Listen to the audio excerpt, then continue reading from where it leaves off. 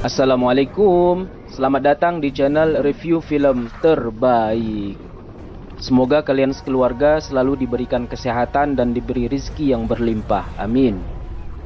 Kali ini kita akan review alur cerita film berjudul Aquaman, yang mana Aquaman ini tidak ada kaitannya sama sekali dengan Aquagalon, apalagi Aquaproof. Aquaman diperankan oleh Jason Momoa alias Arthur, yang sekilas terlihat mirip dengan Master Limbat. Ia merupakan keturunan Raja Atlantis sekaligus keturunan jauh dari Dewa Poseidon. Baiklah coy, tanpa berlama-lama, mari kita review alur cerita filmnya. Let's go!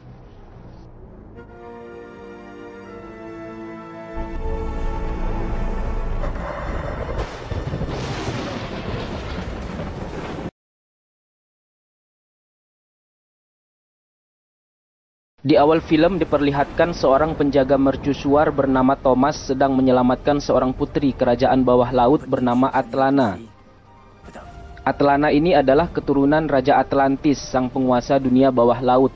Atlana kabur dari kerajaannya karena dipaksa menikah dengan Raja Orphax.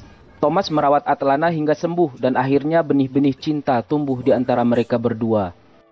Mereka dikaruniai seorang anak bernama Arthur yang dilahirkan dengan kekuatan super warisan ibunya.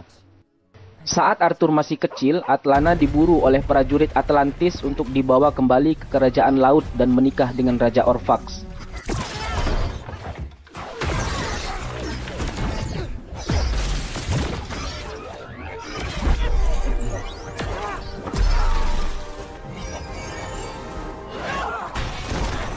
Atlana berhasil mengalahkan prajurit Atlantis, namun ia sadar bahwa mereka akan terus datang untuk menangkapnya.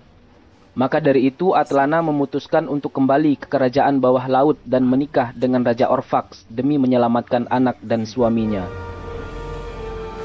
Ketika Arthur masih SD, ia mengunjungi wisata akuarium bersama guru dan teman sekolahnya. Saat itu Arthur dibuli oleh temannya, namun tiba-tiba hiu dan ikan lainnya marah dan akan menghancurkan kaca akuarium. Beruntung Arthur berhasil menenangkannya.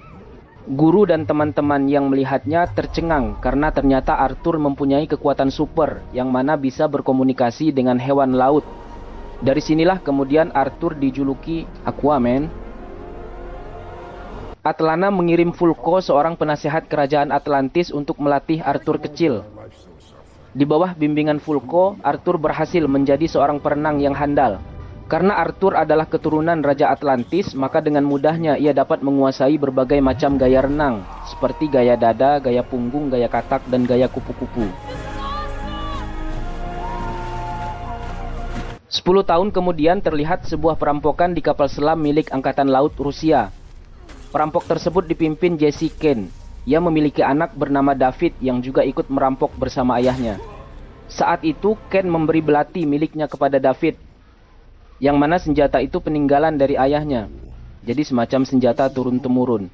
Dan nantinya David akan menggantikan Ken sebagai pemimpin perampok alias bajak laut modern. Tak lama berselang tiba-tiba kapal selam yang mereka tumpangi mengalami goncangan seperti menabrak sesuatu. Namun ternyata itu adalah ulah manusia alias Aquaman, sang pemeran utama film ini. Ia datang untuk menyelamatkan kru kapal dan berniat mematahkan batang leher para perampok.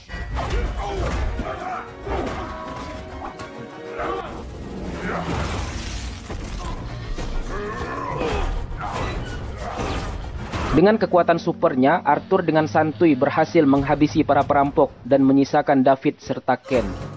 David mencoba melawan Arthur, namun tentunya di mata Aquaman ia hanyalah seperti remah rengginang dalam kaleng kongguan. Arthur dengan mudahnya dapat mengalahkan David. Ken datang dan menembak Arthur dengan peluru peledak, tapi itu sama sekali tak melukai Arthur. Arthur lalu menombak Ken dengan pipa besi. Ken yang terluka menembak Arthur namun meleset dan membuat kapal selam itu mengalami kebocoran. David sempat meminta bantuan kepada Arthur untuk mengangkat besi yang menimpa kaki ayahnya. Tapi Arthur tak mau menolong karena mereka adalah orang jahat yang sudah banyak menghabisi nyawa orang yang tak bersalah. Ken menyuruh David untuk pergi dan meminta anaknya untuk membalaskan dendamnya kepada Aquaman. Arthur lalu membawa awak kapal yang selamat ke daratan.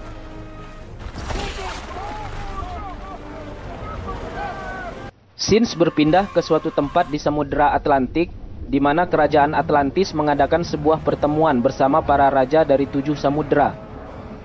Pertemuan itu dipimpin langsung oleh seorang raja bernama Om, yaitu anak dari Atlana dan Raja Orphak. Jadi dia adalah adik tirinya Arthur. Tujuan Raja Om mengundang para penguasa samudra lainnya adalah untuk merencanakan peperangan kepada bangsa daratan seperti kita ini. Karena bangsa daratan sudah mencemari lautan dengan sampah, seperti membuang bungkus Indomie, plastik Oreo, dan membuang mantan sembarangan ke laut. Raja Nereus tidak setuju dengan rencana Raja Om, karena selama ini dia tidak ada masalah dengan bangsa daratan. Namun tiba-tiba sebuah kapal selam datang dan menyerang mereka. Raja Nereus dan prajuritnya terluka. Raja Om kemudian menghancurkan kapal selam itu. Raja Nereus marah dan sekarang ia setuju untuk menyerang bangsa daratan. Pada malam harinya Arthur dan Tom keluar dari bar. Ia menuntun ayahnya ke mobil karena mabuk kebanyakan minum topi miring. Lalu datanglah Meira, putri Raja Nereus sekaligus tunangannya Om. Meira disuruh Vulko untuk menemui Arthur dan memberitahu bahwa Raja Om akan menyerang bangsa daratan, yang pastinya akan mengakibatkan miliaran orang mati. Meira meminta Arthur untuk menghentikan Raja Om, karena Raja Atlantis yang sebenarnya adalah Arthur, yang merupakan anak pertama dari Atlana. Meira meminta Arthur untuk mencari Trisula of Atlan yang telah lama hilang. Trisula tersebut bisa mengendalikan seluruh isi lautan. Arthur menolak permintaan Meira dan menganggap itu hanya cerita dongeng saja. Ia pun pergi meninggalkan Meira. Saat Arthur membawa ayahnya pulang, mereka dikejutkan dengan kedatangan mega tsunami yang dikirim oleh Raja Om. Tsunami itu menyambar mobil Arthur dan membuat ia terpisah dari ayahnya. Beruntung Meira datang menyelamatkan ayahnya Arthur. Dengan kekuatan super yang dimilikinya, Meira berhasil mengeluarkan air dari tubuhnya. Arthur sangat berterima kasih kepada Meira, dan sekarang Arthur setuju untuk menghentikan kejahatan adiknya demi kedamaian bangsa lautan dan daratan. Meira lalu mengajak Arthur menemui Vulko di Atlantis, karena Vulko tahu tentang keberadaan Trisula Hidden of Atlan. Vulko meminta Arthur untuk menghentikan rencana jahat adiknya. Ia lalu memberitahu bahwa Trisula Atlan yang mereka cari dulunya ditempa oleh ahli senjata terbaik sepanjang sejarah, yang terbuat dari besi baja Dewa Poseidon, dan Trisula itu diberikan kepada Raja Atlantis pertama. Vulko juga menceritakan asal-usul kerajaan Atlantis, di mana saat itu Atlantis sangatlah maju, namun Raja Atlantis terlalu ambisius dan haus akan kekuatan. Lalu para dewa murka sehingga kota Atlantis tenggelam. Mereka berevolusi dan mempunyai kemampuan bernafas di dalam air. Sejak saat itu Raja Atlantis dan Trisulanya tidak diketahui lagi keberadaannya. Namun beberapa waktu yang lalu tim arkeolog menemukan rekaman kuno yang mungkin bisa menjadi petunjuk keberadaan Trisula of Atlan. Tak lama berselang, tiba-tiba prajurit Raja Om datang dan menyerang mereka. Vulko dan Meira bersembunyi tanpa diketahui oleh prajurit. Arthur terkena ajian rengkah gunung. Ia akhirnya dibawa ke hadapan Raja Om yang tak lain adalah adiknya sendiri. Arthur menantang Raja Om untuk one by one. Siapa yang menang maka akan menjadi raja, dan dengan senang hati Raja Om menerima tantangannya. Sebelum pertarungan dimulai, Om memberi gelang kepada Meira. Dari sini Arthur baru tahu kalau Meira ternyata adalah tunangan adiknya sendiri. Mereka akan bertarung di cincin api, semacam tempat gladiator yang disaksikan oleh seluruh rakyat kerajaan Atlantis. Om menggunakan Trisula ayahnya, sedangkan Arthur menggunakan Trisula ibunya sebagai senjata. Genderang pertarungan pun dibunyikan oleh cumi-cumi ini. Langsung saja mereka sodok-sodokan dengan Trisulanya masing-masing.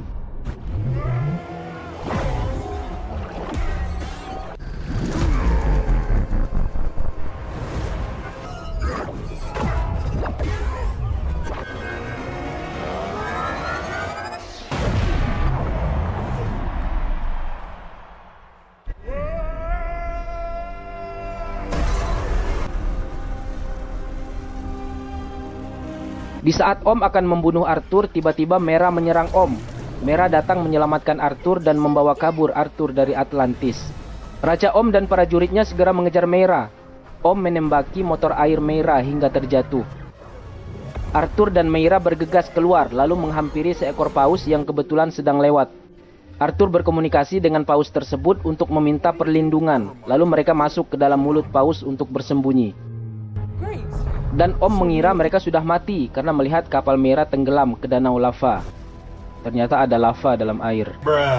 Arthur dan Meira pergi menuju gurun Sahara untuk mencari kerajaan Deserter, di mana nantinya mereka akan mendapat petunjuk keberadaan Trisula of Atlan. Mereka menaiki pesawat bersama dengan ayam dan kambing ini untuk menuju ke lokasi,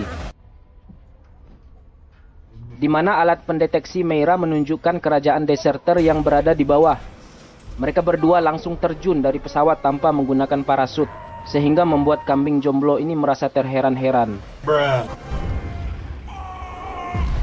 Mereka menyusuri gurun. Mereka menyusuri gurun dan berhasil menemukan kerajaan Deserter yang ternyata berada di bawah gurun Sahara. Saat memasuki kerajaan tersebut, mereka melihat ada bekas tempat pembuatan Trisula yang mereka cari. Meira menemukan sebuah benda kuno yang nggak tahu namanya ini. Wallahu a'lam. Meira meletakkan rekaman kuno di atas meja bundar tersebut, namun tak terjadi apa-apa. Meira lalu menyedot keringat Arthur dan menaruhnya di atas rekaman kuno, dan benar saja ternyata itu berfungsi. Raja Atlantis pertama muncul dalam bentuk hologram. Ia memberikan sebuah peta untuk menemukan keberadaan Trisula of Atlan. Meira dan Arthur menuju ke lokasi Trisula of Atlan dengan menaiki kapal feri yang disewanya dari pelabuhan Merak, Banten. Mereka disambut oleh badai dan kemunculan makhluk mengerikan bernama Trance. Meira dan Arthur diserang oleh Trance. Karena jumlahnya yang sangat banyak, mereka berdua sempat terpojok. Namun akhirnya Arthur mengambil flare, pakai F, bukan P, yang ternyata makhluk ini takut dengan cahaya.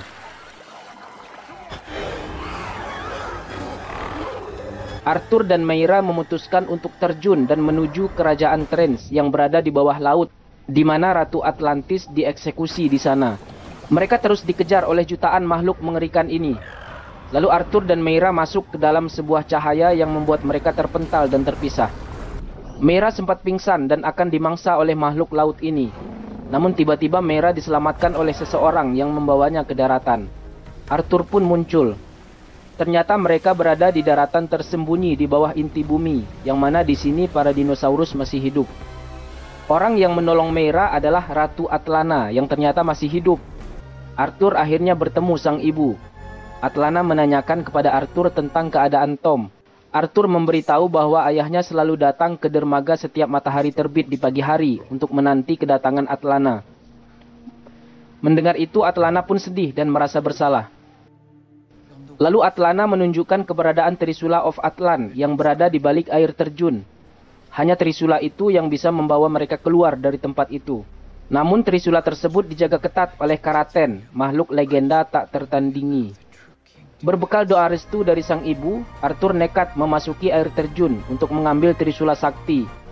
Saat mau mengambilnya, Karaten datang dan menyerang Arthur. Makhluk ini sangat kuat dan hampir saja membunuh Arthur. Namun Arthur tiba-tiba mengeluarkan kekuatannya yang bisa berkomunikasi dengan makhluk laut. Karaten terkejut karena belum pernah ada satu orang pun yang bisa berkomunikasi dengannya selain Raja Atlan pertama. Akhirnya Karaten mengizinkan Arthur untuk mengambil Trisula Atlantis. Arthur muncul dengan kostum barunya dari sang sutradara. Dan Arthur pun membawa Meira dan ibunya keluar dari sana. Di tempat lain, Raja Om berhasil membujuk 3 kerajaan di samudera untuk membantunya. Kini Raja Om ingin menambah satu sekutunya lagi, yaitu Kerajaan Brain. Kerajaan ini tidak mau tunduk kepada Atlantis. Dan Raja Om berniat membunuh pimpinannya agar pasukan Brain tunduk dan ikut berperang dengannya melawan bangsa daratan. Kerajaan Atlantis pun berperang melawan Kerajaan Brain.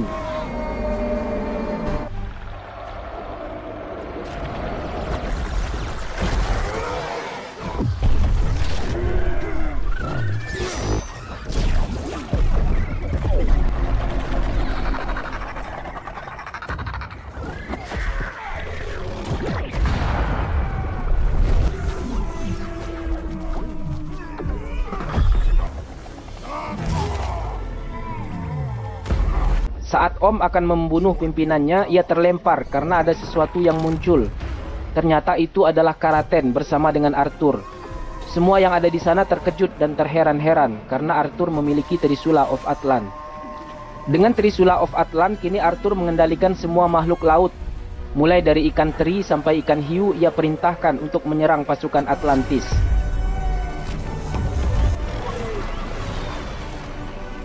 Dan Meira meminta Arthur untuk melawan Raja Om di atas daratan. Sebelum bertarung, Meira menyalurkan energinya terlebih dahulu kepada Arthur. Dengan menunggangi kuda lumping, Arthur memancing Om untuk muncul ke permukaan. Sambil disaksikan para raja dan rakyatnya di atas kapal, mereka pun langsung gebuk-gebukan.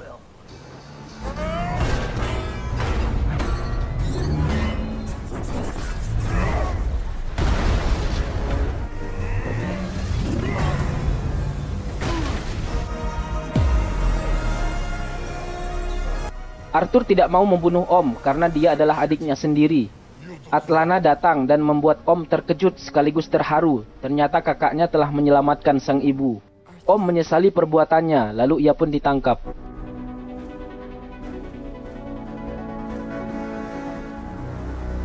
Arthur berhasil mencegah peperangan antara bangsa bawah laut dan bangsa daratan.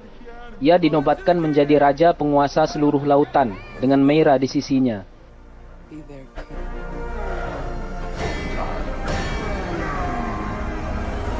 Film ditutup dengan kembalinya Atlana ke daratan untuk menemui Tom, suaminya. Dan film pun bertakbir. Sehebat-hebatnya Aquaman, tetap hebat orang Indonesia karena kita juga punya penguasa 7 lautan dan samudra, yaitu Nyi Roro Kidul. Sekian alur cerita film Aquaman. Terima kasih sudah menonton. Yang like dan subscribe, semoga besok pagi dapat rizki yang tak terduga.